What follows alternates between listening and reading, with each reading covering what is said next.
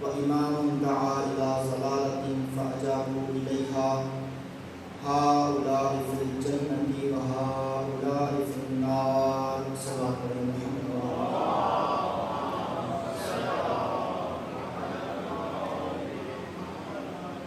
التماس سورہ فاتحہ ہے سیدہ عاشورہ بیگم بنت خورشید حسین اس مرحومہ کے نام اور اپنے مرحومین کے نام، شہدائے اسلام کے نام، شہدائے ملت جعفریہ کے نام.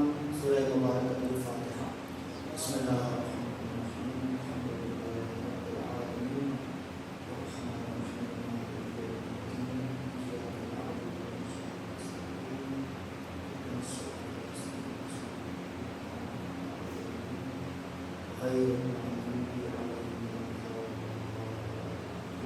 صدق اللہ العظیم. تمام مومنین و مومنات کی توفیقات خیر میں اضافہ کے لیے صلوات میں محمد و آل محمد صلی اللہ علیہ محمد و آل محمد. اللہ تعالیٰ کی بارگاہ میں شکر ادا کرتے ہیں کہ اللہ تعالیٰ نے ہمیں ذکر امام حسین علیہ السلام کی توفیق سے نوازا ہے، اور اللہ تعالیٰ نے ہمیں اس مکتب میں قرار دیا ہے جو مکتب انسان کو فرش سے اٹھاتا ہے، عرش پہ لے جاتا ہے، جو انسان کو حقیقی معنی میں عبد الہی بناتا ہے. اور اللہ کا شکر ادا کرتے ہیں اللہ کے ہادیان مرحب پر کہ اللہ نے ہمیں وہ امام عطا کیے ہیں جو کائنات میں سب سے بلند مقام رکھتے ہیں. مومنین کرام، اللہ کی نعمتوں کا حساب نہیں کیا جا سکتا. اگر زمین و آسمان کی نعمتوں کا شمار کیا جائے، انسان مختصر سی نعمتوں کا حساب نہیں کر سکتا. مثلا اپنے جسم کے ایک چھوٹے سے حصے کو لے کر اس نعمت کا شکر ادا کرنے کی کوشش کرے، انسان ادا نہیں کر سکتا. اور نعمت کی قدر انسان کو تب ہوتی ہے جب نعمت انسان سے چلی جائے. مثلا جن لوگوں کے پاس آنکھیں موجود ہیں، دیکھ سکتے ہیں، وہ شاید جب تک ان کو نظر آ رہا ہوتا ہے اس نگاہوں کی قدر نہیں کرتے. لیکن اگر ایک انسان اپنی بینائی سے محروم ہو جائے تو جو لوگ بینا ہوتے ہیں، دیکھ سکتے ہیں، ان سب کو آگاہ کرتا ہے کہ بھئی آنکھوں کی قدر کرنا، کیونکہ آنکھوں سے محروم ہو گیا، نعمت سے محروم ہو گیا. ساری کائنات کی اگر نعمتیں شمار کرنا چاہے، انسان شمار نہیں کر سکتا. اللہ تعالیٰ نے نعمتوں کے مقابلے میں انسان کی ایک ذمہ داری لگائی ہے کہ نعمت دینا اللہ کا کام ہے، اور انسان کی ذمہ داری یہ کہ نعمت کا شکر بجا لائے. اور حق کے شکر یہ ہے کہ انسان اس نعمت کو اس کام میں استعمال کرے جس کام کے لیے اللہ نے نعمت کو خلق کیا. یہ ہے نعمت کا شکر. اور انسان حق کے شکر ادا نہیں کر سکتا. ہمارے امام معصوم فرماتے ہیں کہ انسان جب ایک نعمت اللہ تعالیٰ اس کو ایک نعمت عطا کرتا ہے اور انسان اس کا شکر بجا لاتا ہے تو یہ شکر نعمت بھی ایک نعمت ہے اللہ کی طرف سے. لہذا حق کے شکر ادا نہیں ہو سکتا، لیکن شکر ادا کرنا لازم ہے. اور نعمت کا شکر یہ ہے کہ اللہ نے جس مقصد کے لیے، جس کام کے لیے وہ نعمت عطا کی ہے، اس کو اسی کام میں استعمال کیا جائے. وہ نعمت تب تک نعمت رہتی ہے جب تک اپنے مقصد پر گامزن ہو. نعمت کے مقابلے میں، اللہ کی رحمت کے مقابلے میں، اس نعمت کے مقابلے میں نقمت ہوتی ہے. جب اللہ کی نعمتوں کو غلط مقاصد میں انسان استعمال کرنا شروع کر دیتا ہے تو وہ نعمت نقمت بن جاتی ہے. بجائے اس کے کہ وہ انسان کو کمال پر لے جائے، وہی نعمت انسان کو زوال کی طرف لے جاتی ہے. مثال کے طور پر اللہ تعالیٰ نے اولاد کی نعمت عطا کی، قرآن کریم میں بھی ذکر کیا ہے، اور ساتھ بتا دیا کہ یہ اولاد جو ہم تمہیں عطا کر رہے ہیں فتنہ ہے، تمہارے لیے آزمائش ہے. نعمت ہے اللہ کی لیکن آزمائش ہے. اگر ان کی تربیت اللہ کے بتائے ہوئے اصولوں کے مطابق کی جائے، یہ اولاد انسان کے لیے نعمت بن جاتی ہے. اگر کسی اولاد کی تربیت میں کمی کر دی جائے، وہ جو اللہ نے اصول مقرر کیے ہیں ان اصولوں پر نہ چلا جائے، یہ اولاد نکمت بن جاتی ہے، عذاب بن جاتی ہے، پریشانی کا باعث بن جاتی ہے۔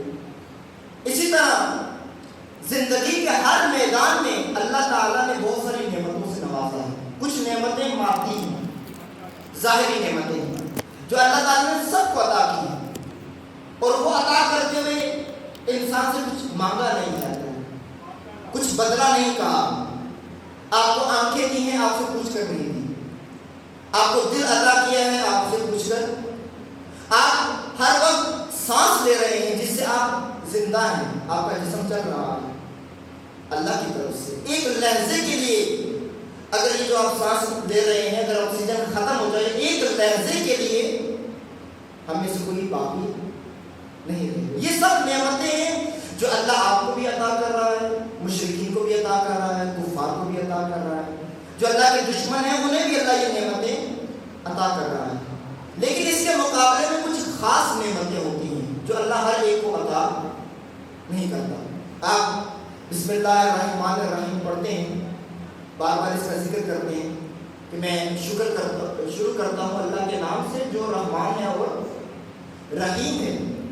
رحمان اور رحیم دونوں ایک ہی اللہ تعالیٰ کی صفت سے ماخوذ ہیں، رحمت الہی سے۔ رحمان بھی اللہ کی رحمت کو ظاہر کرتا ہے، رحیم بھی اللہ کی رحمت، لیکن اس میں فرق یہ ہے کہ اللہ کی رحمانیت عمومی ہے، سب کے لیے ہے، لیکن اللہ کی رحیمیت صرف مومنین کے لیے، صرف مومنین کے لیے۔ اللہ رحیم ہے صرف مومنین کے لیے، لیکن اللہ رحمان ہے سب کے لیے۔ اس کی رحمانیت کے سائے میں وہ سب کو نعمتیں عطا کرے گا، چاہے انسان اللہ کا دشمن بھی ہو جائے۔ یہ مال و دولت، یہ زمین و آسمان کے وسائل، یہ جن چیزوں سے ہم آج استفادہ کر رہے ہیں، اللہ نے سب کو عطا کیے ہیں۔ بس آج علم تجرباتی کے اندر، ان تجربی علوم کے اندر، سائنس کے اندر وہ مغرب زیادہ ترقی یافتہ ممالک ہیں جو سرے سے دشمن الہی ہیں، لیکن یہ نعمتیں اگر اللہ کو عطا کر رہا ہے، اس سے یہ مطلب نہیں کہ اللہ ان سے راضی بھی ہے۔ اللہ کی رحیمیت، اللہ کا رحیم ہونا انسان کو کمال پر لے کر جاتا ہے۔ دین جو اللہ نے آپ کو عطا کیا ہے، اسلام جو اللہ نے آپ کو عطا کیا ہے، اللہ نے جو قرآن کریم آپ کو عطا کیا ہے، اللہ نے اہل البیت علیہ السلام کی نعمت سے جو آپ کو نوازا ہے، مومنین اکرام، یہ اللہ کی رحیمیت کا مظہر، یہ اللہ نے فقط آپ کو دیا ہے، یہ فقط مسلمانوں کے پاس ہے یہ سرمایہ، یہ کمال کا ذریعہ فقط مسلمان حاصل کر سکتے ہیں۔ لہذا اس نعمت کا شکر ادا کرنا اصل شکر۔ ہم اللہ کی مادی اور ظاہری نعمتوں کا بھی شکر ادا نہیں کر پاتے، لیکن اللہ نے ہمیں اس کائنات میں اس لیے بھیجا ہے تاکہ اصل نعمت کا شکر ادا کریں۔ انشاءاللہ تعالیٰ اگر اللہ تعالیٰ نے توفیق دی ان 3 روزہ مجالس کے اندر، تو ایک مختصر سا خاکہ اس اللہ کی اصل نعمت کا ذکر کیا جائے گا جس نعمت کے بغیر انسان کمال حاصل نہیں کر سکتا، جس نعمت کے بغیر انسان اپنا مقصد حاصل نہیں کر سکتا، جس نعمت کے بغیر انسان کی زندگی عبث شمار ہوتی ہے، اور وہ نعمت امامت کی نعمت ہے۔ موضوع آپ لوگوں کی خدمت میں انشاءاللہ امامت و عصر امامت عرض ہوگا کہ امامت کیا ہے، امامت کس حقیقت کا نام ہے، ہمارے ذہنوں کی امامت کیا اللہ کی بنائی ہوئی امامت سے میل کھاتی ہے؟ ہماری نگاہ میں جو امام ہے اور جو اللہ نے امام بنا کر بھیجا ہے، اس میں فرق کیا ہے؟ امام کون ہوتا ہے؟ امام کی صفات کیا ہوتی ہیں؟ اور امام کس زمانے میں ہوتا ہے؟ یہ ساری چیزیں ہمیں آج سمجھنا چاہیے۔ اور عصر امامت، امامت کا زمانہ کیا ہے؟ آج سے 1400 سال پہلے کے لیے امامت تھی، 250 سال تک اللہ تعالیٰ نے ائمہ معصومین عطا کیے، تو آج 2020 میں کیا امامت ہے یا نہیں؟ آج امامت کہاں ہے؟ عصر امامت کیا ہے؟ زمانہ امامت کیا ہے؟ ہم اپنے زمانے کے اندر رہتے ہوئے امامت کا سایہ کیسے حاصل کریں؟ یہ ایک خالصتاً مومنین کرام ایک علمی موضوع ہے، کیونکہ یہ مجلس ہے اور مجلس سے امام حسین علیہ السلام ہے، اور مجلس کا تقدس یہ ہوتا ہے کہ اس مجلس میں اپنی بات کم کی جائے، جس امام کی مجلس ہے اس امام کی بات کی جائے۔ مجلس حسین کا یہ مطلب ہے کہ میں اپنے خیالات کا اظہار مت کروں، بلکہ میں امام حسین علیہ السلام کے بیانات کا اظہار کروں۔ آپ کے سامنے امام حسین علیہ السلام کا کلام پیش کیا جائے، آپ کے سامنے امام حسین علیہ السلام کے خطبے پڑھ کے سنا جائے، اہل بیت علیہ السلام کا کلام پیش کیا جائے، قرآن کریم پیش کیا جائے، تاکہ یہ مجلس امام حسین علیہ السلام شمار ہو سکے۔ لہذا آپ لوگوں کے تعاون کی اشد ضرورت ہوگی کہ ایک علمی موضوع کو لے کر چلنے کی ضرورت ہے۔ آپ لوگ ساتھ ساتھ چلتے رہیں گے انشاءاللہ تعالیٰ، جس مقصد تک ہم پہنچنا چاہتے ہیں اللہ تعالیٰ کی توفیقات سے انشاءاللہ اس مقصد تک پہنچیں گے۔ صلوات پڑھیں محمد و آل محمد۔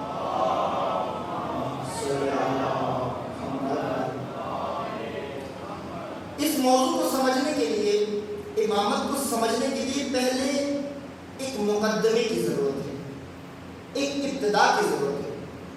جس طرح آپ جانتے ہیں جب بھی کوئی آدمی فوجی بنتا ہے تو وہ ڈائریکٹ فوجی نہیں بن جاتا، بلکہ وہ ایک مرحلے سے گزرتا ہے، اپنے ذہن کو آمادہ کرتا ہے، ٹریننگ کرتا ہے۔ جب وہ رگڑا کھا لیتا ہے، ایک پروسیس سے گزر جاتا ہے، پھر جا کر وہ کیا بنتا ہے؟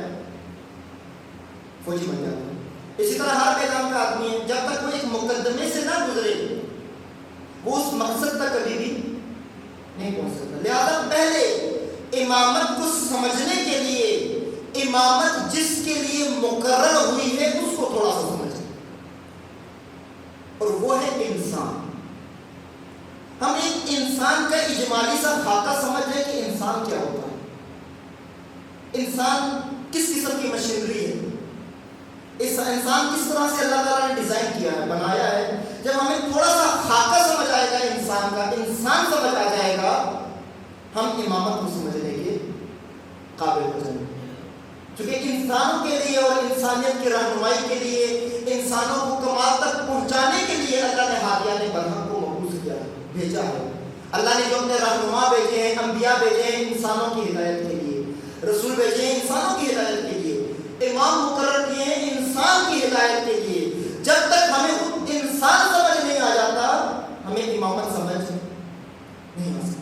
لہذا ایک اجمالی سا خاکہ کہ اسلام کے نزدیک، دین اسلام کے نزدیک، مکتب تشیع کے نزدیک اور عقل کے نزدیک انسان کس ہستی کا نام ہے، انسان کسے کہتے ہیں؟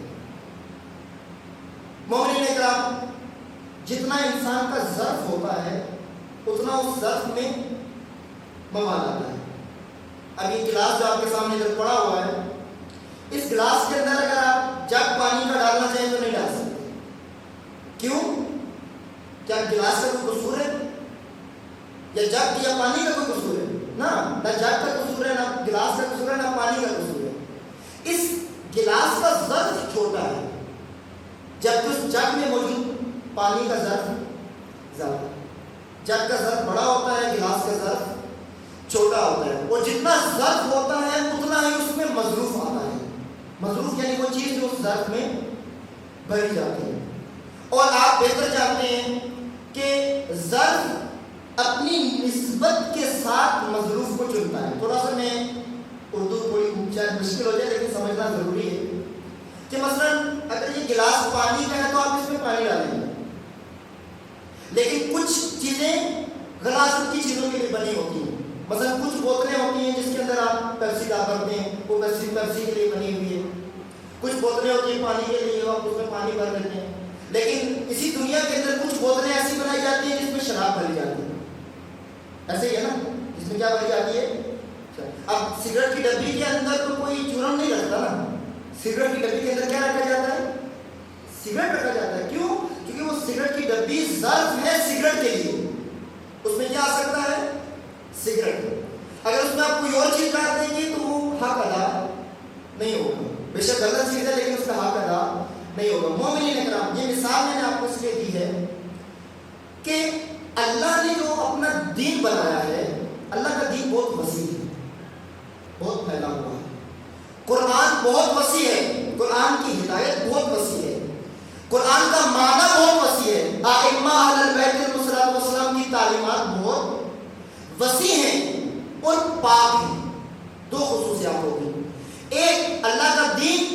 اللہ کی شریعت، اللہ کے ائمہ کی تعلیمات، قرآن کریم وسیع ہے، وسعت رکھتا ہے، اس کا معنی بہت تفصیلی ہے اور پاک ہے، مطہر ہے، پاک ہے۔ اس کے لیے جو ظرف چاہیے ہوگا وہ ظرف بھی یہ خصوصیات رکھتا ہے، ایک تو ظرف بڑا ہو اور دوسرا پاک ہو۔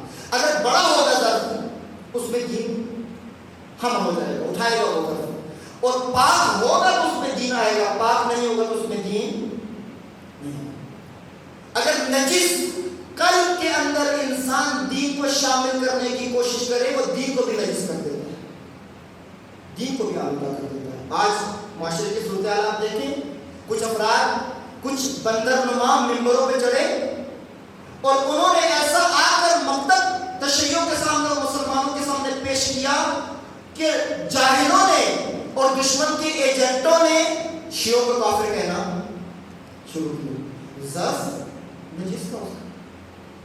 وہ افراد جو آ کر دین کو مسخرہ بناتے ہیں، قرآن کی آیات کو توڑ مروڑ کے پیش کرتے ہیں، تعویلات کرتے ہیں اور بے حرمتی اور فساد پھیلاتے ہیں، یہ لوگ ان کا ظرف پلید، ظرف پاک نہیں، اور دوسرے کے تنگ دل ہوتے ہیں۔ قرآن کریم میں اللہ تعالیٰ کا ارشاد ہے کہ جب اللہ تعالیٰ کسی کو ہدایت کا ارادہ کرتا ہے، جب اللہ تعالیٰ ارادہ کرتا ہے ان یہدیہ یشرح صدرہ للاسلام، جب اللہ یہ ارادہ کرتا ہے کسی کو ہدایت عطا کرے اس کے سینے کو پھیلا دیتا ہے، شرح صدر پیدا کرتا ہے، اس کے اندر اتنی وسعت پیدا کرتا ہے کہ اللہ کا وسیع دین اس کے اندر شامل ہو جاتا ہے، وسعت دین اس میں آ جاتی ہے۔ اور جب اللہ تعالیٰ یہ ارادہ کرتا ہے کہ ان یضلہ، کہ کسی انسان کو گمراہ کر دے، یجعل صدرہ ضیقا حرجا کانما یصعد فی السماء، اس کے دل کو تنگ کر دیتا ہے، اس کا سینہ تنگ ہو جاتا ہے، وہ چھوٹے چھوٹے مسائل کو لے کر بڑا ایشو بناتا ہے۔ آج مسلمانوں کے اختلافات آپ اٹھا کر دیکھیں، کیا جھگڑے ہیں مسلمانوں میں آج، کن باتوں میں شیعہ سنی کے اندر جھگڑا پیدا کیا گیا ہے، آپ کو اندازہ ہو جائے گا کہ یجعل صدرہ ضیقا حرجا، اللہ ان کے دل کو تنگ کر دیتا ہے، اتنا تنگ جیسے ان کو کوئی پہاڑی چڑھنا ہو۔ مثلا جب فجر کی نماز کا وقت ہوتا ہے اور انسان گمراہ ہو جائے اسے یہ پہاڑ نظر آتا ہے، 2 رکعت نماز کیا نظر آتی ہے؟ پہاڑ نظر آتی ہے۔ لیکن جب انسان اللہ کی طرف سے ہدایت حاصل کرتا ہے تو کربلا کے میدان میں تلواروں کے سائے میں نماز ادا کرتا ہے۔ دونوں نمازوں میں کیوں فرق ہے مومنین؟ کیونکہ ایک شرح صدر کی نماز ہے اور ایک تنگ دل کی نماز ہے، تنگ دل کی نماز اللہ قبول نہیں کرتا۔ لہذا پہلے اپنا شرح صدر بڑھائیں، اپنے دل کو پاک کریں، جب دل سے رجس پر پلیدی نکل جاتی ہے پھر خاندان طہارت کی طہارت کے ساتھ انسان متصل ہو جاتا ہے۔ قرآن پاک ہے، پاک قلوب میں اترتا ہے، رسول اللہ صلی اللہ علیہ وآلہ وسلم کا کلام پاک ہے، پاک دلوں میں اترتا ہے، اہل البیت علیہم السلام کی تعلیمات پاک ہیں، پاک دلوں میں اترتا ہے۔ حسین کا قیام پاک ہے، وہ حسینی بن سکتا ہے جو اپنے دل کو پہلے پاک کرے۔ لہذا مومن نے کہا پہلا نقطہ، ہم اپنے ظرف کو تھوڑا وسیع کریں، ہم دین سے کیا لیتے ہیں؟ یہ ایک سوال ہے، آپ مومن ہر میدان میں، ہر پوائنٹ پر، ہر نقطے پر جا کے یہ سوال اٹھایا کریں کہ میں نے یہاں سے دین سے کیا لیا۔ مثلا قرآن کریم ایک خاص مقصد کے لیے اللہ نے نازل کیا ہے، ایسے ہی ہے نا، ساتھ ساتھ جواب دیتے ہیں تاکہ اندازہ ہو کہ آپ لوگ بدعا ہے۔ اللہ نے ایک خاص مقصد کے لیے قرآن بھیجا ہے۔ قرآن جس طرح مثلا دیگر کتابیں ہیں، ہر کتاب کا اپنا مقصد ہوتا ہے۔ مثلا ریاضی کی کتاب ہے، ریاضی کی کتاب کا مقصد کیا ہے؟ آپ کو ریاضی دان بنائے، کیا بنائے؟ ریاضی دان بنائے۔ کیمسٹری کی کتاب کا کیا مقصد ہے؟ آپ کو کیمسٹ بنائے، کیمیا گر بنائے۔ اسی طرح آپ دنیا میں جو بھی میدان اٹھا لیں، جو بھی کتاب اٹھا لیں، اس کتاب کا ایک خاص مقصد ہے، اور کتاب کے شروع میں لکھ دیا جاتا ہے کہ یہ کتاب خاص مقصد کے لیے استعمال ہونی چاہیے، پڑھائی کے لیے ہونی چاہیے۔ ریاضی کی کتاب سے ریاضی دان بننا چاہیے، لیکن یہ کتاب اور بھی بہت سارے مقاصد میں استعمال ہو سکتی ہے۔ مثلا جو رائٹس ہم کام کرتے ہیں، مثلا مکھی بیٹھی ہوئی ہے کہیں پر تو مکھی مارنے کے لیے کتاب استعمال کرتے ہیں، ہوتی ہے نا، مکھی کے اوپر اگر آپ وہ ریاضی کی کتاب ماریں گے مر جائے گی بیچاری۔ اسی طرح گلاس پڑا ہوتا ہے، گلاس کو ڈھانپنے کے لیے کوئی چیز نہیں ملتی، آپ اس کے اوپر کیا رکھ دیتے ہیں؟ کتاب۔ بس یہ ریاضی کی کتاب مکھی مارنے کے بھی کام آ رہی ہے، گلاس کو ڈھانپنے کے بھی کام آ رہی ہے، لیکن اس کا حق ادا نہیں۔ وہ کتاب شکوہ کرے گی اللہ کی بارگاہ میں، خدایا میں ان کو ریاضی دان بنانے کے لیے تھی اور انہوں نے مجھ سے مکھیاں مارنا شروع کر دیا، گلاس ڈھانپنا شروع کر دیا۔ مومنین کرام، قرآن کریم اللہ تعالیٰ نے کس لیے نازل کیا تھا؟ قرآن سے کبھی پوچھا ہے ہم نے کہ اللہ نے قرآن کس لیے نازل کیا تھا؟ ہدی للمتقین، ذالک الکتاب لا ریب فیہ ہدی للمتقین۔ آغاز میں ہی اللہ نے بتا دیا کہ اے لوگوں یاد رکھنا، اس کتاب کو اٹھا کر اس کے مقصد کو ذہن میں رکھنا، اس کا مقصد لوگوں کی ہدایت ہے، لوگوں کی ہدایت اس کا مقصد ہے، باقی اس کے اور سارے استعمالات نہیں ہیں۔ اس سے ثواب بھی حاصل ہوتا ہے۔ ہم پوری زندگی قرآن نہیں پڑھتے، انسان پوری زندگی قرآن نہیں پڑھتا، جب دنیا سے چلا جاتا ہے تو ہر ایک کی آرزو ہوتی ہے کہ میرے چلے جانے کے بعد میرے اوپر ختم قرآن کیا جائے۔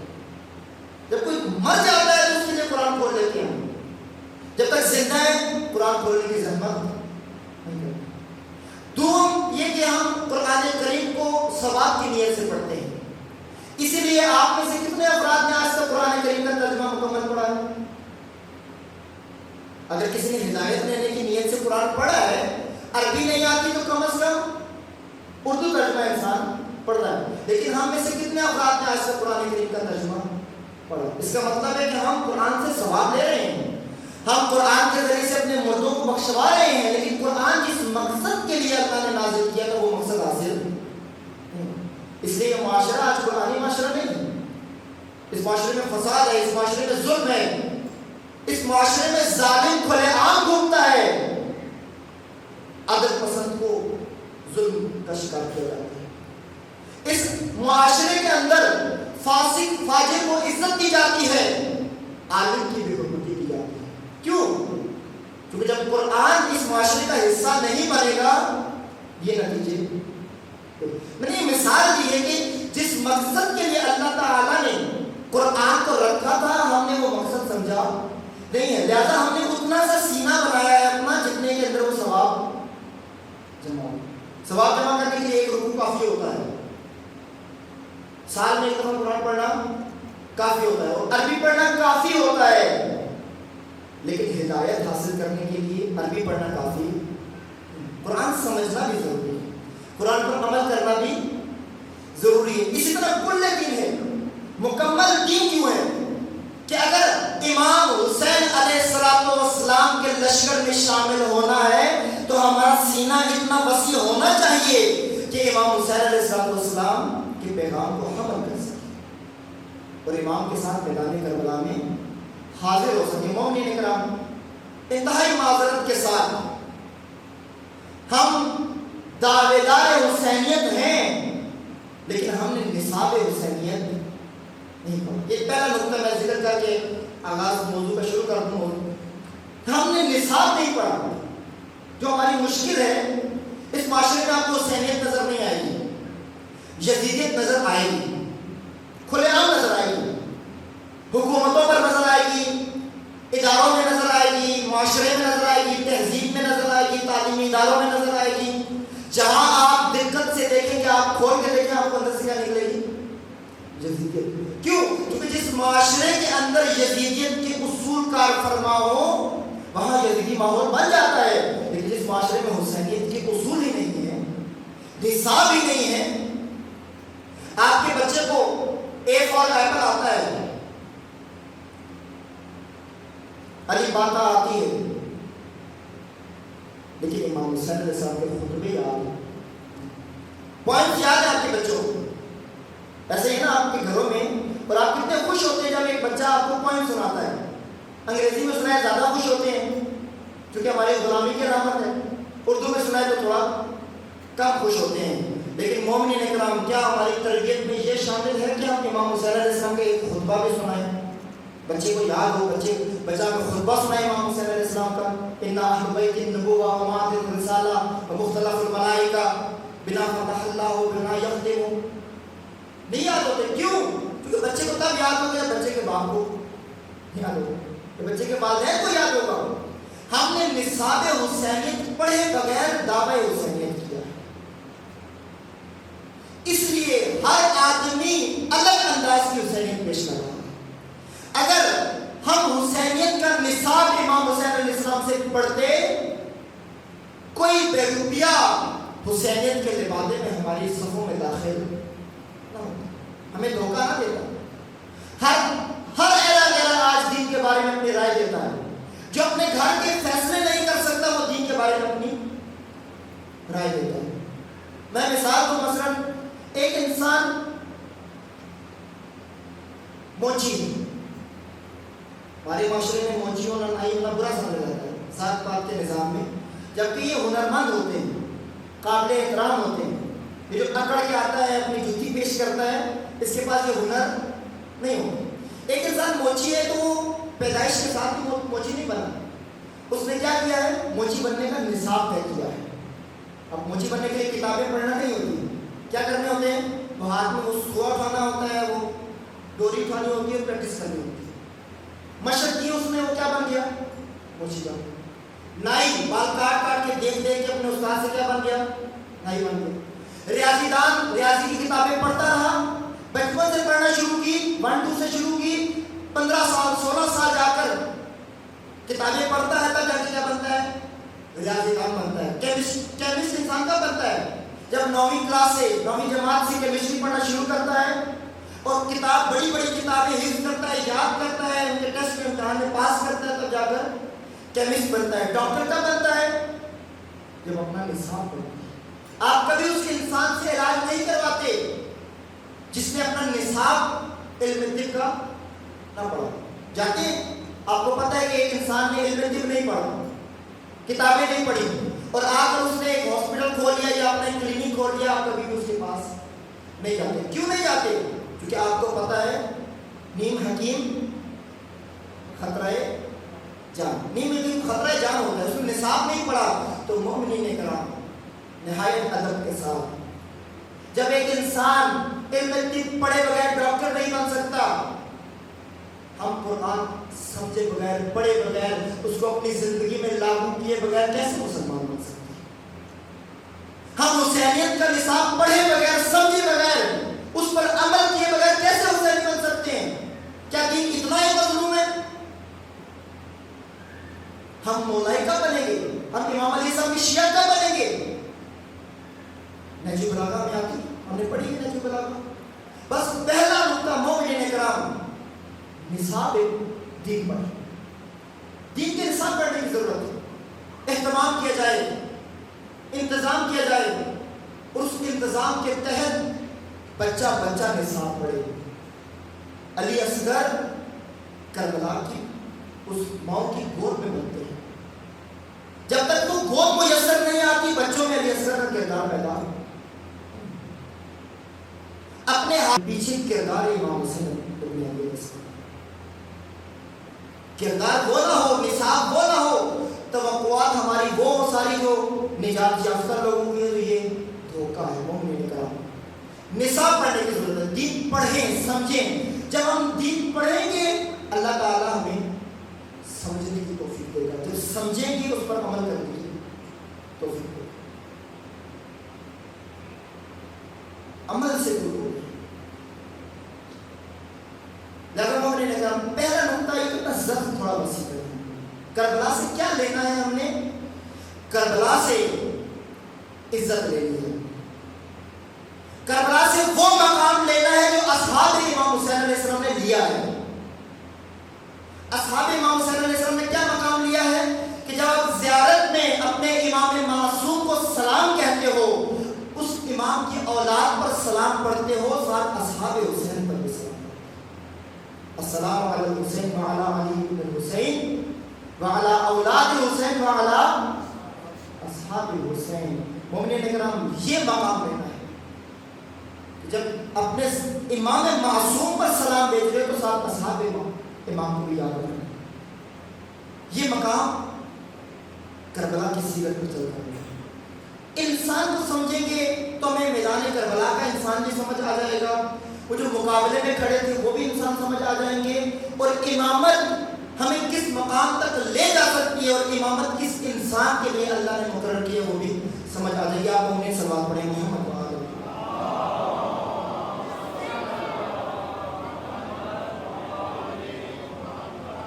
انسان کی خلقت ساری مخلوقات سے جدا ہے، انسان اشرف المخلوقات، یہ جو نام سب ادا کرتے ہیں انسان کیا ہے؟ اشرف المخلوقات، دعویٰ ہے نا ہمارا، ہم کیا ہیں؟ سارے اشرف المخلوقات۔ جب ہم اشرف المخلوقات کہتے ہیں تو ہمارے پاس دلیل بھی ہونی چاہیے کہ ہم اشرف المخلوقات کیوں؟ جانور آپ کے مقابلے میں آ کر کھڑے ہو جائیں گے خدایا یہ اشرف المخلوقات کیوں؟ فرشتے آپ کے مقابلے میں آ کر کھڑے ہو جائیں گے خدایا ہم اتنی تقدیس کرتے ہیں، ہم تو ثنا کرتے ہیں، یہ اشرف المخلوقات کیوں ہیں؟ زمین و آسمان آپ کے مقابلے میں آ کر کھڑے ہو جائیں گے خدایا یہ اشرف المخلوقات کیوں ہے؟ پہاڑ اتنا بلند ہے، سر کا درخت اتنا بلند ہے، خدا سے کہے گا خدا یہ چھوٹے چھوٹے ہیں، میں ان کے اوپر گر جاؤں تو ان کا پیچھے کچھ باقی نہیں رہتا، تو یہ اشرف المخلوقات کیوں ہے؟ تو خدا کو کیا جواب دے گا؟ انی اعلم ما لا تعلمون، جو میں جانتا ہوں وہ تم نہیں جانتے۔ مومن نے کہا وہ کیا ہے، وہ راز کیا ہے انسان کی خلقت میں کہ جو انسان کو اللہ نے اشرف المخلوقات قرار دیا ہے اور کسی کے پاس وہ مقام نہیں ہے۔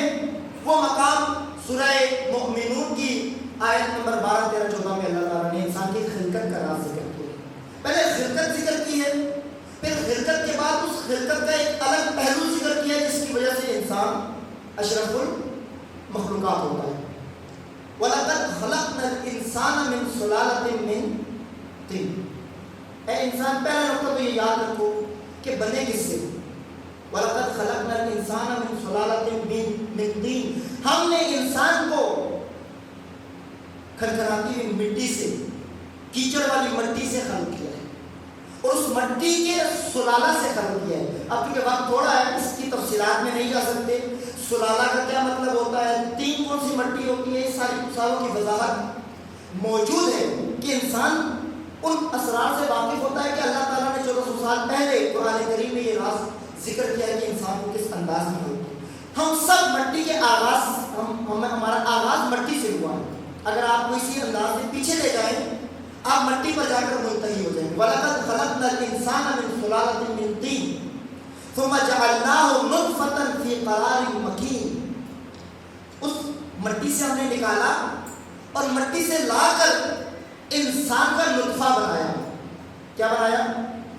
انسان کا نطفہ، اور اس نطفے کو ہم نے قرار مکین میں رکھا، ایک بہترین جگہ جہاں پر وہ نطفہ کا پروان چڑھتا ہے، رحم مادر میں، ماں کے شکم میں وہ نطفہ رکھا جو اس کی پرورش کرے گا۔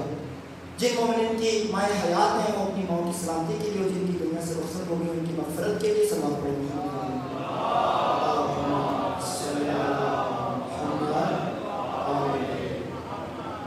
اس رحم کے اندر وہ نطفہ قرار دیا، وہ نطفہ جو مٹی سے نکال کر یہاں تک پہنچایا، اس کو ماں کے رحم کے اندر قرار دیا، اور رحم یہ لفظ رحمت اسی سے نکلا ہے۔ رحم ہر اس ظرف کو کہتے ہیں جہاں پر کوئی صلاحیت پروان چڑھتی ہے۔ زمین ایک رحم ہے بیج کے لیے، اگر ایک بیج گندوں کا بیج لے کر زرخیز زمین میں ڈال دیں تو کیا نتیجہ نکلتا ہے؟ پودا بن جاتا ہے۔ یہ پودا کیوں نکلا ہے؟ کیونکہ وہ زمین اس پودے کے لیے ایک رحم ہے۔ اللہ نے اس بیج کے اندر صلاحیت رکھی ہے پودا بننے کی، لیکن وہ بیج جب تک باہر رہے گا پودا نہیں بنے گا۔ جو ہی زمین میں زرخیز زمین میں جائے گا کیا بن جائے گا؟ پودا۔ کیوں؟ کیونکہ وہ اس بیج کو پروان چڑھائے گی۔ وہ زمین رحم ہے اس بیج کے لیے جو اس بیج کو پروان چڑھائے گی۔ رحمت، اللہ کی رحمت یہی ہے کہ اللہ تعالیٰ نے انسان کو صلاحیت عطا کی ہے اور اس صلاحیت کو پروان چڑھانے کا ایک نظام بنایا ہے۔ جب انسان اللہ کے دین کی رحم میں آ جاتا ہے انسان کامل بن جاتا ہے۔ اشرف المخلوقات صلاحیت رکھتی ہے، میں انشاءاللہ ذکر کروں گا۔ ثم جعلناه نطفة في قرار مکین، یہ مٹی سے بنا ہوا انسان ہم نے اس کو ماں کے رحم میں رکھ دیا، ایک قرارگاہ میں رکھ دیا۔ ثم خلقنا النطفة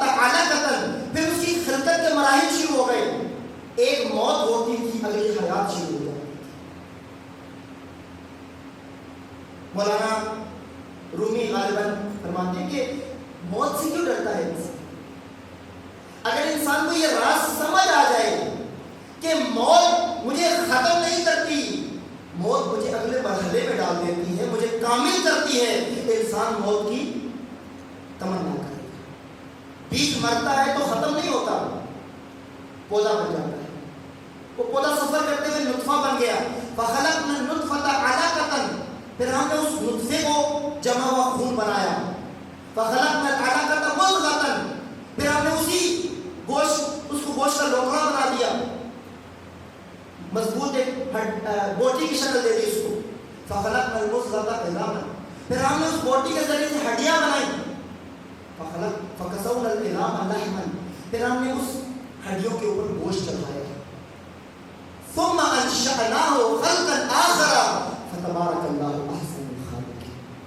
مومنین کرام، اللہ فرماتا ہے پھر ہم نے اس کی ایک اور خلقت کی، نشأت دوم، ثم انشأناه خلقا آخر، یہاں تک ہم نے انسان کا بدن بنایا، اس بدن کے بعد ایک اور خلقت کی، فتبارک اللہ احسن الخالقین۔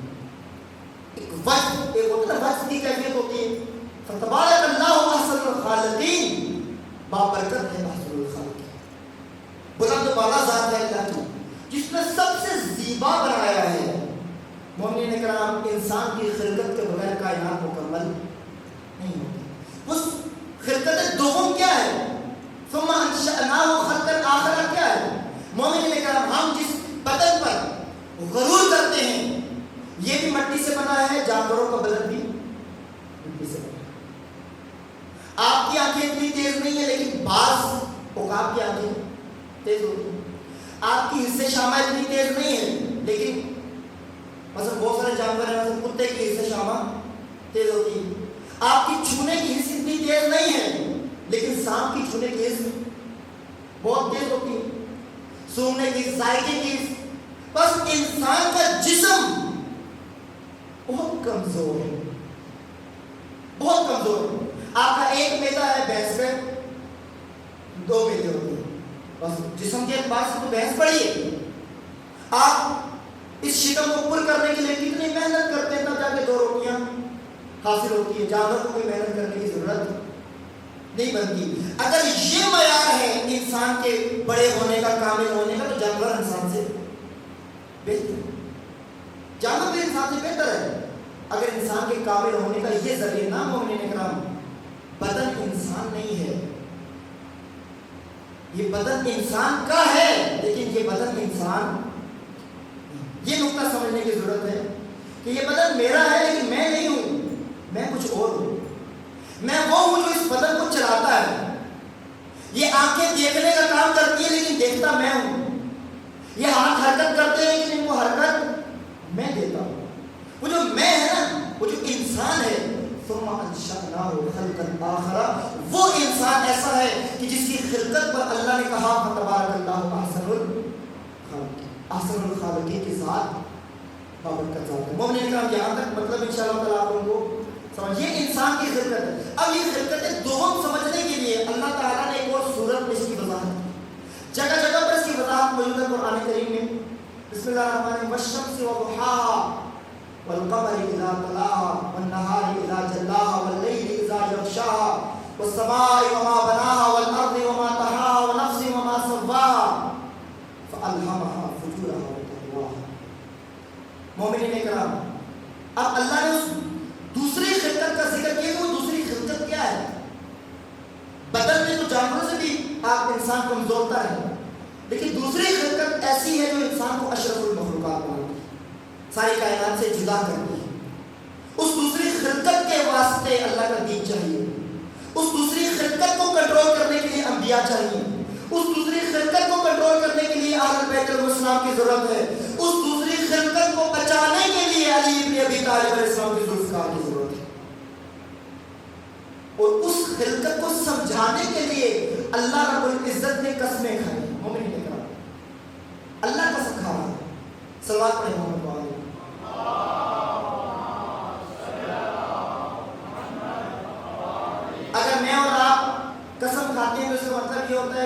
اپنے مطلب میں ہم جان پیدا کرنا چاہتے ہیں. ہمیں ضرورت پڑتی ہے سامنے والے کو سمجھانے کے لیے, ہمیں قسم کھانے کی ضرورت پڑتی ہے, لیکن اللہ کی ذات کو اپنی بات بتانے کے لیے قسم کھانے کی ضرورت نہیں. جس کی بات کمزور ہو, دلیل کی محتاج ہو, وہ قسم کھاتا ہے. لیکن اللہ کی قسم کھا رہا ہے, اور ایک قسم نہیں کھا رہا. والشمس وضحاها, سورج کی قسم, اس کی روشنی کی قسم. والقمر اذا تلاها, چاند کی قسم, وہ چاند جب سورج کے پیچھے آ جاتا ہے اس چاند کی قسم. والنهار اذا جلاها, دن کی قسم جب وہ جلواگر ہو جاتا ہے. واللیل اذا یغشاها, اور رات کی قسم جب وہ اپنے پہرے بچھا دیتی ہے, چھا جاتی ہے. والسماء وما بناها, آسمان کی قسم اور آسمان کو بنانے والے کی قسم. والارض وما طحاها, اور زمین کی قسم اور زمین کو بچھونا بنانے والے کی قسم. والنفس وما سواها, نفس کی قسم, خود انسان کی قسم, اور انسان کو اتنا پیارا بنانے والا, برابر بنانے والا, انسان میں کوئی نقص نہیں چھوڑا, آپ کا خون کہیں سے رشتہ نہیں ہے, اتنی بہترین چمڑی بنانے والا, اس کی قسم. اتنی قسمیں کیوں کھا رہا ہے؟ کیونکہ کمزوری اس طرف سے نہیں ہے, کمزوری کہ جس کو سمجھا رہا ہوں وہ سمجھتا, وہ سنتا نہیں ہے, وہ بات پر غور نہیں کرتا. اسے قرآن سنایا جائے تو نیند آ جاتی ہے, اسے لطیفہ سنایا جائے تو کھلکھلا کر بیٹھ جاتا ہے. ایسے ہی ہے نا, اگر ادھر میں قرآن کی آیتیں پڑھ کے ترجمہ سنانا شروع کر دوں تو تھوڑی دیر لگے گی, یہ محفل ہو جائے گی. لیکن اگر میں مزاحیہ باتیں کرنا شروع کر دوں ساری محفل جاتے رہے. ہم کمزور ہیں, ہمیں سمجھانے کے لیے اللہ نے قسم کھائی. اتنی قسمیں کھا کر کیا بتانا چاہتا ہے؟ بہت اہم مطلب بتانا چاہتا ہے. اے انسان, اس مطلب سے گزرنا یہ بہت اہم ہے. اس اتنے اہم مقصد کے لیے اللہ نے اتنی قسم کھائی ہے. فَأَلْهَمَهَا فُجُورَهَا وَتَقْوَاهَا. اے انسان, تو ساری کائنات سے جدا بنایا ہے, تجھے ساری کائنات سے جدا بنایا ہے. تیرے بیچ کے اندر ہم نے دو صلاحیتیں رکھی, متضاد صلاحیتیں. فَأَلْهَمَهَا فُجُورَهَا وَتَقْوَاهَا. اس نفس کے اندر ہم نے جس کو فجور کی صلاحیت بھی رکھی ہے, تقویٰ کی صلاحیت بھی رکھی ہے. قَدْ أَفْلَحَ مَنْ زَكَّاهَا وَقَدْ خَابَ مَنْ دَسَّاهَا. جو اپنے اندر تقویٰ کو پروان چڑھائے گا وہ کامیاب ہو جائے گا, وہ کامیاب ہو جائے گا. لیکن جس نے اپنے تقویٰ کو سائڈ پہ کر دیا, پھر اس کو فجور کے میدان میں اتر گیا, خراب ہو جائے گا, تباہ ہو جائے گا, برباد ہو جائے گا. اے انسان, یہ ایسا بیج بنایا ہے جس میں دو قسم کی چیزیں نکل سکتی. اللہ تعالیٰ نے مختلف بیج بنائے ہیں, ہر خلقت اپنا ایک خاص مقصد رکھتی ہے. مثلا گندم کے دانے سے کیا نکلتی ہے؟ گندم. چاول کبھی بھی نہیں نکلتا. کیوں؟ اس دانے میں فقط ایک صلاحیت رکھی ہے, فقط اور فقط گندم کی. چاول کے اندر سے چاول کی. آم کے پیڑ پر سے آم لگتے ہیں, امرود نہیں لگتے. کیوں؟ کیونکہ اللہ نے اس میں صلاحیت ہی ایک رکھی ہے اور اس کو اختیار نہیں دیا. لیکن انسان ایک ایسا بیج بنایا ہے اور اس بیج کو ساری کائنات سے جدا بنا کر اس میں دو صلاحیتیں رکھی ہے. میں مثال کے ذریعے سے سمجھاؤں. اے انسان, اگر تو اس بیج کو گندم بنانا چاہے تو گندم بنا لے, اس بیج سے تو بم بنانا چاہے, تو اسے پاک چیز بنانا چاہے پاک بنا لے, اسے نجس چیز بنانا چاہے آلو کا چیز. لیکن پاکیزگی کا اپنا سسٹم ہے, نجاست کا اپنا سسٹم. مومنین اکرام, یہ راز انسان سمجھ جائے کہ میرے اندر دو صلاحیتیں ہیں, باقی سب کائنات کے اندر ایک صلاحیت ہے. زمین و آسمان صرف اللہ کی بندگی کرتے ہیں, نافرمانی نہیں کر سکتے. ملائکہ صرف اللہ کی بندگی کرتے ہیں, نافرمانی نہیں کر سکتے. یہ فقط انسان ہے جو اپنے ارادے سے, اپنے اختیار سے اللہ کی اطاعت کر سکتا ہے. امام علی علیہ السلام کا فرمان مبارک, امام فرماتے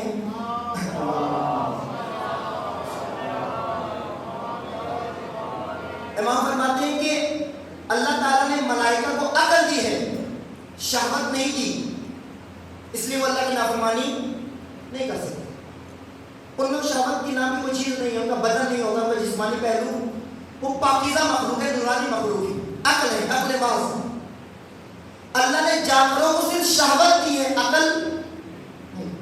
جانور کا کام فقط کھانا پینا سونا بچے پیدا کرنا، روٹی کپڑا مکان، کھانا پینا سونا اور بچے پیدا کرنا، یہ ایک جانور کی مکمل زندگی ہوتی ہے. اس کو شہوت کی ہے، عقل نہیں دی. امام فرماتے ہیں انسان کو اللہ نے عقل بھی دی ہے اور شہوت بھی دی. اگر اس کی عقل اس کی شہوت پر غالب آ جائے یہ ملائکہ سے افضل ہو جاتا ہے، اور اگر اس کی شہوت اس کی عقل پر غالب آ جائے یہ جانوروں سے بدتر ہو جاتا ہے، ذلیل تر ہو جاتا ہے. امام جعفر صادق علیہ السلام کی حدیث امام فرماتے ہیں کہ قیامت کے روز بعض لوگ اتنے خوفناک شکلوں میں ظاہر ہوں گے کہ ملائکہ بھی انہیں دیکھ کر خوف زدہ ہو جائیں گے. ملائکہ بھی انہیں دیکھ کر، بھیڑیے کو اللہ نے صرف بھیڑیا بنایا، بھیڑیے والا کام کرتا ہے. شیر کو شیر بنایا، وہ شیر والا کام کرتا ہے. بکری کو بکری بنایا، وہ بکری والا کام کرتی ہے. کتے کو کتا بنایا، وہ کتے والا کام کرتا ہے. گدھے کو گدھا بنایا، وہ شیر ہی نہیں دکھاتا. لیکن انسان ہے، یہ گدھا بھی بن جاتا ہے، یہ بندر بھی بن جاتا ہے، یہ بھیڑیا بھی بن جاتا ہے، یہ گوشتہ بھی ہے، یہ بکری بھی بن جاتا ہے، یہ بھیڑ بھی بن جاتا ہے، یہ ظالم بن جاتا ہے، یہ صفقش، یہ چور بن جاتا ہے، یہ کبھی والی خصوصیات بھی پیدا کرتا ہے. اتنے سارے جانور ایک کے اندر جمع ہوں گے تو کیا بنے گا؟ تو مومنین اکرام، بس یہ دو صلاحیتیں انسان کے اندر رکھ کے ایک جنگ کا میدان بنا کر انسان کو دنیا میں بھیج دیا ہے. اے انسان، تیری مختصر سی زندگی کے اندر جنگ ہوگی. ایک عقل کا لشکر ہوگا، ایک جہالت کا لشکر ہوگا، ایک اللہ کا لشکر ہوگا، ایک شیطان کا لشکر ہوگا، ایک موسیٰ کا لشکر ہوگا، ایک فرعون کا لشکر ہوگا، ایک ابراہیم کا لشکر ہوگا، ایک نمرود کا لشکر ہوگا، ایک محمد مصطفیٰ کا لشکر ہوگا، ایک بنو امیہ کا لشکر ہوگا، ابو سفیان کا، ابو لہب کا لشکر ہوگا، ایک لشکر امام حسین علیہ السلام کا ہوگا، ایک لشکر یزید ابن معاویہ کا ہوگا. اے انسان، تیرے پاس اختیار ہے. اپنے ارادے اور اپنے اختیار کے ساتھ تو جس لشکر میں جائے گا تیرا نتیجہ وہی. اگر تو حسین کے لشکر میں آ گیا، السلام علی اصحاب الحسین. لیکن اگر تو یزید کے لشکر میں چلا گیا، لعن اللہ یزید، اور لشکر یزید پر لعنت بھیجے گا. مومنین کرام، ماجرا بہت سادہ ہے انسان. ہم نے کبھی اپنے اوپر غور نہیں کیا. انسان نے مٹی سے چیزیں بنا لی، انسان نے لوہے کو اڑا لیا، انسان نے معدنیات اور زمین کی چیزوں کو ترقی دے دی. خود آج انسان کام کر رہا ہے. جس کاغذ سے نوٹ بنایا، نوٹ ترقی کر کے نوٹ تک آ گیا، وہ چیز ترقی کر کے نوٹ تک آ گئی، اور اس نوٹ پر انسان نے انسان کو قتل کر دیا. انسان ایک ایسی مخلوق اللہ نے ڈیزائن کی ہے کہ جس کے سامنے دو راستے رکھے ہیں. ایک فسق و فجور کا راستہ ہے، ایک تقویٰ کا راستہ ہے. تقویٰ کا لشکر بھی مقرر ہے، فسق و فجور کا لشکر بھی مقرر ہے، اور ہر لشکر اپنا کام انجام دے رہا ہے. مومنین کرام، آپ سو جاتے ہیں، شیطان نہیں سوتا. آپ فجر کے وقت سوئے رہتے ہیں، ہم فجر کے وقت سوئے رہتے ہیں، لیکن شیطان سلا رہا ہوتا ہے، وہ نہیں سوتا. ہم اپنا کام چھوڑ دیتے ہیں، ہم لشکر خدا کی بات نہیں سنتے. اور اس تقویٰ کو پروان چڑھانے کے لیے اللہ نے دین بنایا ہے. مومنین اکرام، دین کس چیز کا نام ہے کہ اس انسان کو جوڑ کر ایک امت وسط بنائی جائے جو مل کر اللہ کی طرف سفر شروع کرے. اس انسان کی ہدایت کے لیے نبی چاہیے، اس انسان کی ہدایت کے لیے رسول کی ضرورت ہے، اس انسان کی ہدایت کے لیے امام کی ضرورت ہے، اس انسان کی ہدایت کے لیے عقل چاہیے، اس انسان کی ہدایت کے لیے وحی چاہیے. قرآن کیا پروان چڑھائے گا؟ تقویٰ، انسانیت. رسول اللہ کیا سمجھائیں گے؟ کیا بنائیں گے؟ انسان بنائیں گے. امام علیہ السلام کیا بنائیں گے؟ انسان بنائیں گے. امام حسین علیہ السلام نے کربلا میں کیوں قیام کیا؟ تاکہ انسانی معاشرہ بنایا جا سکے.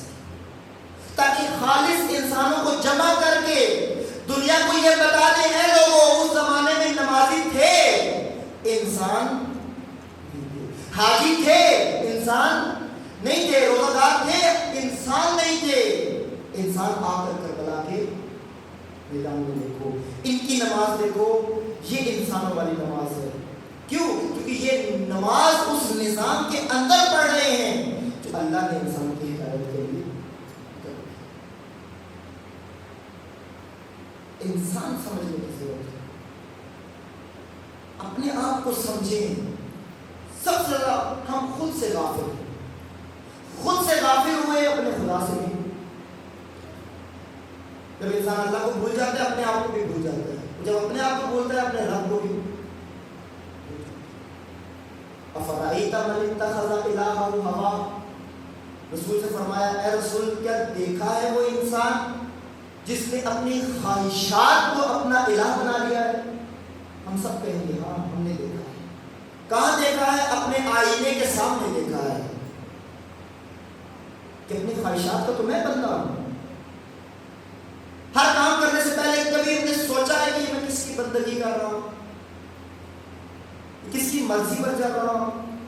یا ایھا الانسان ما غرک بربک الکریم، اے انسان تجھے تیرے کریم پروردگار سے کس چیز نے غافل کیا ہوا ہے، دھوکے میں رکھا ہوا ہے؟ ما غرک بربک الکریم، تیری جوانی نے، تیرے مال و دولت نے، تیری جائیدادوں نے، تیرے بیوی بچوں نے، تیرے سٹیٹس نے، کچھ بھی تیرے ساتھ نہیں جائے گا، تو اکیلا قبر میں جائے گا، ہل بھی نہیں سکے گا، دوسروں کے کندھوں پر جائے گا۔ نہ تیرا مال و دولت تیرے ساتھ جائے گا، نہ سٹیٹس جائے گا، نہ سونا چاندی جائے گا، نہ تیری جائیداد جائے گی، تو دوسروں کے آسرے پر پڑا ہوگا۔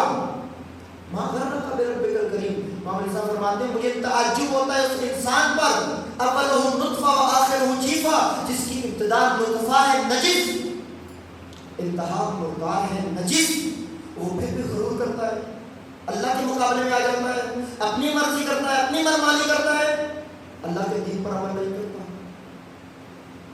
مومنین کرام، میدان کربلا میں امام حسین علیہ السلام اسی لیے اکیلے تھے کیونکہ لوگوں نے اپنے نفس کو اپنا الہ بنا لیا تھا۔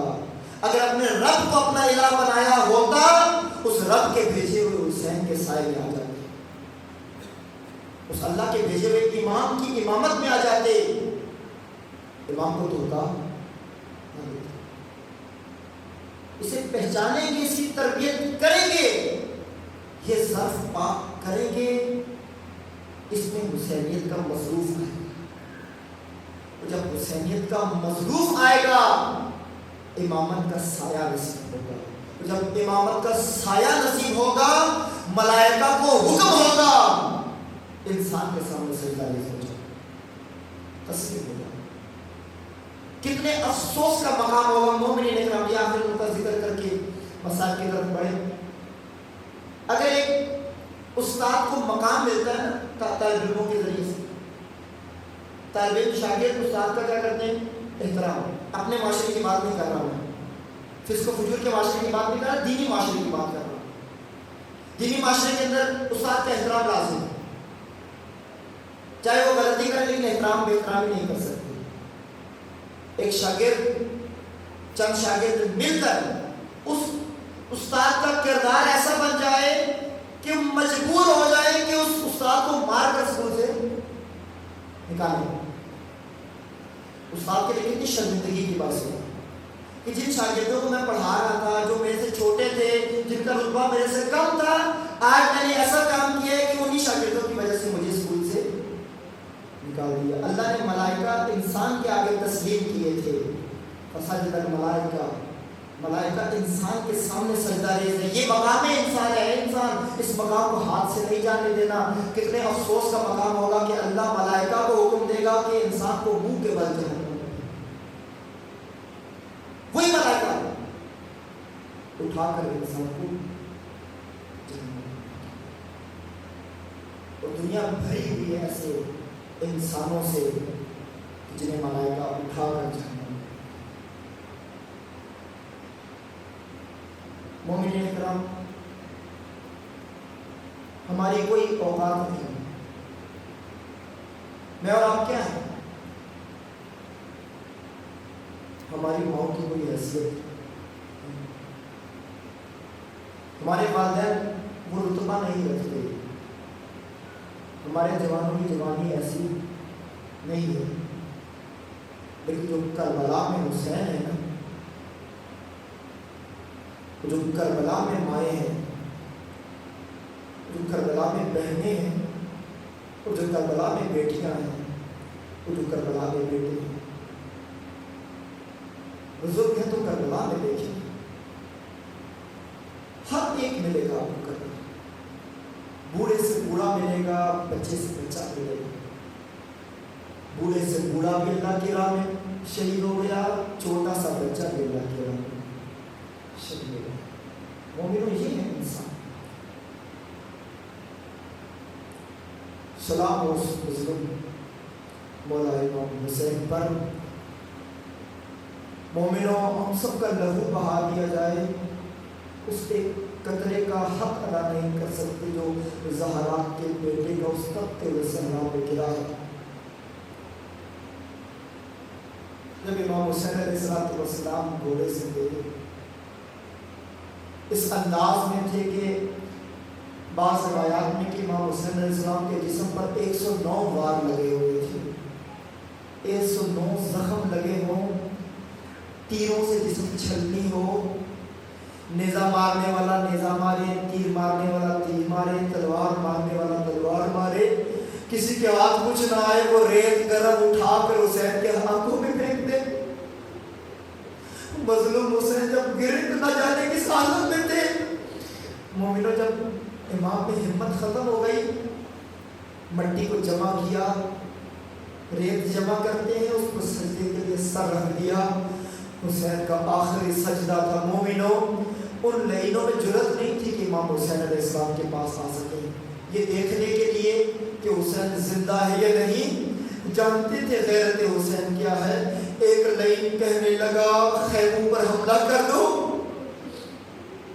مومنوں یہ آواز جب مولا حسین نے سنی، تلوار کے سہارے سے اوپر ہو کے کہنے لگے لعینوں حسین ابھی زندہ ہے،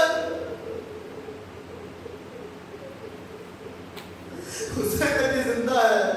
میں اپنی حیات میں برداشت نہیں کر سکتا کہ زہرا زادیوں کی ردائیں پامال ہو جائے مومنوں، لیکن ایک وقت ایسا آ گیا کہ حسین کی بہن کریم کھڑی دیکھ رہی تھی، شمر پشت حسین پر سوار ہو کر حسین کی زلفوں میں ہاتھ ڈال کر پشت گردن سے خنجر چلا رہا تھا۔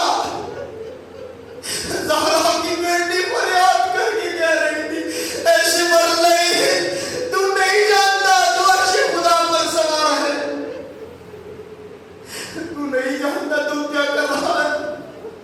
مومنوں بس یہ ستم ہوا، حسین کا جانا تھا، کربلا میں آواز بلند ہو گئی، قدر صاحب نے حکم دیا اے لعینوں مال غنیمت جمع کرنے کا وقت آیا ہے۔ مومنوں جب جنگیں ہوتی ہیں تو مال غنیمت میں تلواریں لوٹی جاتی ہیں، نیزے لوٹے جاتے ہیں، مال و دولت لوٹا جاتا ہے، لیکن زہرا کا گھرانہ اتنا مظلوم ہے کہ زہرا زادیوں کی چادروں کو نیزوں کی آندھیوں سے چھینا جا رہا تھا۔ مومنوں جب لعین خیموں پر حملہ آور ہو گئے، بچے درہم برہم ہو گئے، آگے پیچھے ہو گئے، گھبرا کر خیموں سے باہر بھاگے۔ مومنوں سیدہ زہرا کی بیٹیاں جب لعینوں نے آ کر نیزوں کی انیوں سے زہرا زادیوں کی چادروں کو لوٹنا شروع کیا، جب بے پردہ ہو گئی، خیموں میں چلی گئی، مومنوں ان لعینوں نے احترام باقی نہ رکھا، خیموں کو آگ لگا دی۔ مومنوں جب خیموں میں آگ لگی، زہرا کی بیٹی وقت کے امام کے پاس آ کر سید الساجدین سے آ کر کہنے لگی اے حجت خدا، آپ امام وقت نہیں، آپ بتائیں ہم کیا کریں، کیا خیموں میں رہ کر جل جائے یا بے پردہ حالت میں خیموں سے باہر نکل جائے؟ میرا سلام ہو زہرا زادیوں پر کہ جن کے سروں کو سورج نے نہیں دیکھا تھا، آج کیا غربت کا عالم تھا،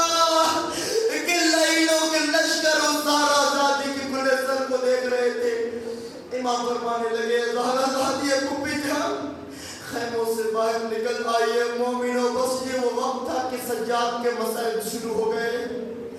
میں کہوں گا مومنوں، امام حسین علیہ السلام کے مسائل بہت بلند مسائل ہیں۔ اپنے ہاتھوں سے اپنے جوان علی اکبر کو قربان کرنا آسان نہیں، اپنے ہاتھوں میں اپنے اصغر کو قربان کرنا آسان نہیں، اپنے آنکھوں کے سامنے اپنے بھیا کا لخت جگر شہید ہوتا دیکھنا آسان نہیں ہے، اپنے بہن کے بچوں کو قربان ہوتا دیکھنا آسان نہیں ہے، لیکن میں کہوں گا مولا زہرا زادیوں کی چادروں پر لٹنا دیکھنا آسان ہے۔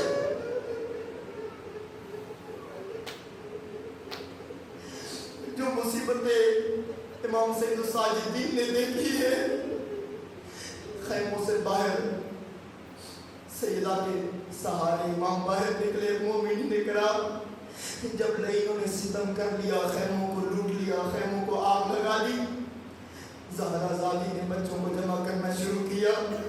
جب بچوں کو قطار میں لگایا، دیکھا حسین کی بیٹی نظر نہیں آ رہی، حسین کی سکینہ نظر نہیں آئی، زہرا زادیاں صحرا میں آوازیں دے رہی ہیں، اے لخت جگر حسین، اے جگر گوشہ حسین کا ہو مومنوں۔ سیدہ زینب سلام اللہ علیہا آوازیں دیتے ہوئے گنج شہداء میں پہنچی تو ایک قیامت کا منظر دیکھا، قیامت کا سما دیکھا۔ حسین کی بیٹی ہے، ایک کٹے ہوئے لاشے کے سینے پہ سر رکھ کے سو رہی ہے۔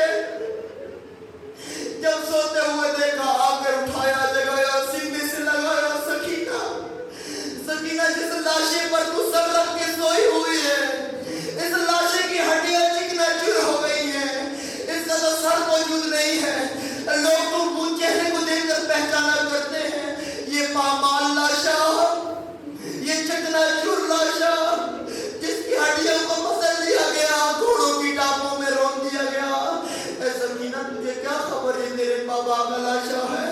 فرمانے لگی پھوپھی جان جب میں گھبرا کر باغی بابا بابا کر رہی تھی، اپنے بابا کو یاد کرتے ہوئے یہاں سے